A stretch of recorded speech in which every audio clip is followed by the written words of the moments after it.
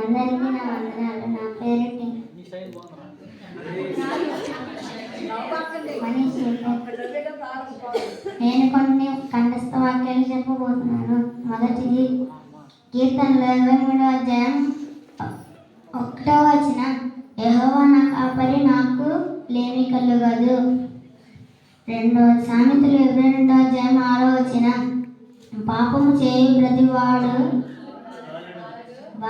నడవవలసిన త్రోవను వానికి నేర్పుము, వాడు పెద్దవాడైనప్పుడు దాని నుండి తొలగిపోడు. మొదటి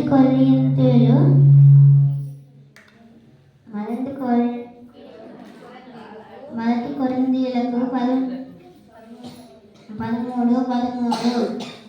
పాపం చేయ ప్రతి వాడు ఆజ్ఞను అతిక్రమించు, ఆజ్ఞ అతిక్రమమే పాపము.